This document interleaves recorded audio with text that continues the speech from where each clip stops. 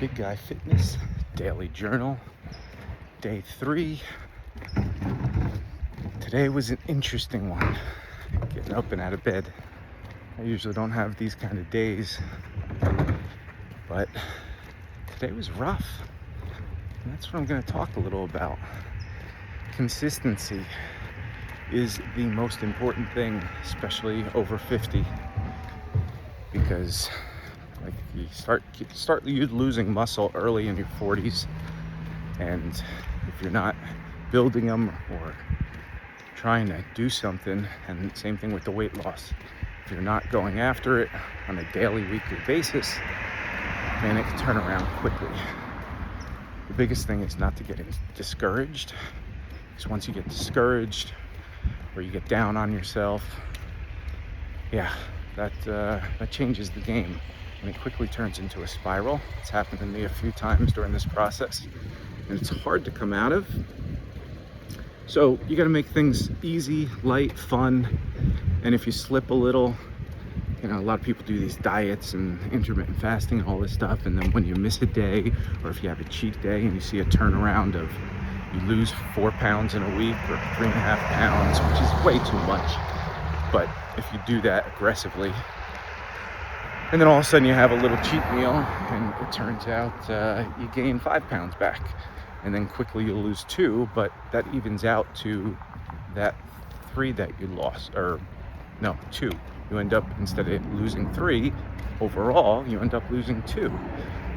So you see these step backs, and you can easily get discouraged. And this is a long journey again, so there's no need to get angry or upset. Just keep going forward. And again, that consistency, just every day. You can skip a day here and there. If you have a 4-day week schedule of exercising, just make sure you get 4 days in. It's doable.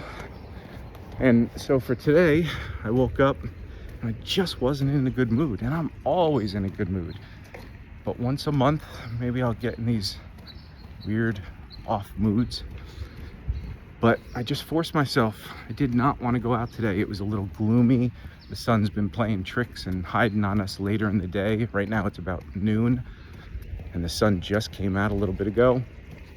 But I woke up, opened the blinds in my place, and I saw there's no sun. It's gloomy.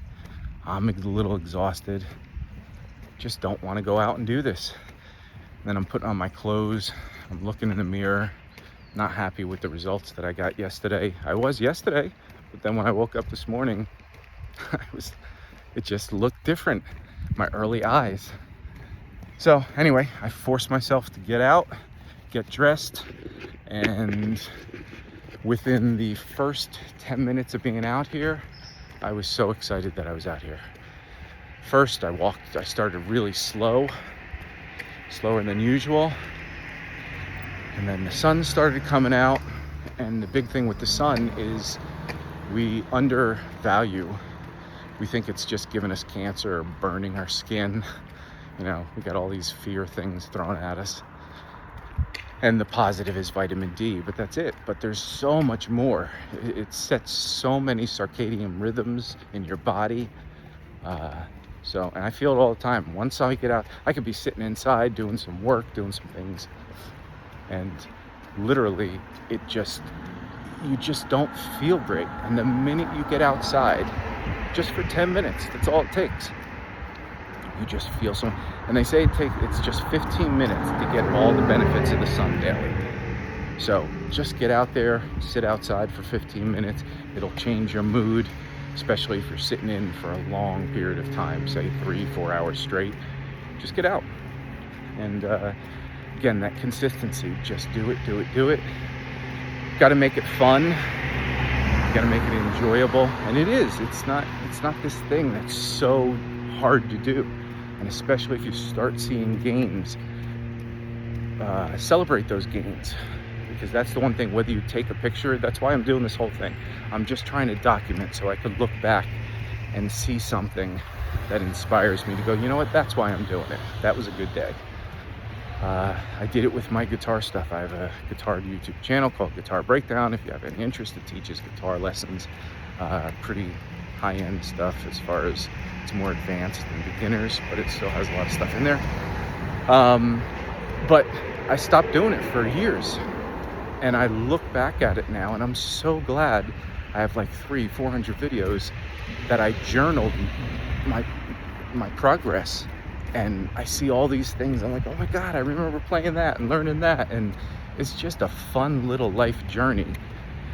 It's like having a scrapbook or a photo album. So whether you take videos journaling, or you just take some photos of your progress and see where you're at, just do something so that you can look back and you can get some positive reinforcement, because you definitely will have some days where it's a little bit more of a struggle than usual. And on those days, you definitely need something. A good thing to do is to include other people in your journey too. Whether you're doing the journey with other people or you're just talking to them about it, because those people can be a huge source of inspiration. So keep the consistency. It's enormously helpful so that you don't fall into the hole of, the setbacks. Because those setbacks are the hardest thing to come out of. Once you go in and then you get a little depressed, and then you're angry at yourself for not doing it yesterday, and then today's another day that you're like, well, then why am I even doing this? I mean, you can easily fall into a little swing of things. So consistency is the most thing, whether it's diet or it's exercise. And even the diet, you got to make sure when you're doing all the things, it's okay to not cheat. Well, I mean, you can cheat, but don't have huge cheat days. Those will hurt you the most. But if you want to up your calories a little bit, counting calories I find being silly, because you get stressed doing it, and stress is such a suppressant of weight loss and muscle gain. Your body falls into this thing and locks up. So to stress over calorie counting, just make sure you know your macros and your what you're taking in, how much exercise you're doing, and calculate it a little. But if you fall off, and like say you eat, you're eating really healthy, you're eating good proteins, and you're eating everything you need, getting all your vitamins, minerals, and all that stuff to support your muscle growth. Just make sure, if you get a little hungry and you want an Oreo, eat an Oreo. The worst is to stress over it for hours and go, oh, I just want that. Just make sure you don't eat 15 of them. That's the problem, right? I mean, those foods are designed scientifically in labs to cut off your receptors for hunger. So most of the times if you eat protein, you will lose your sense of hunger because of the satiety. You're getting full.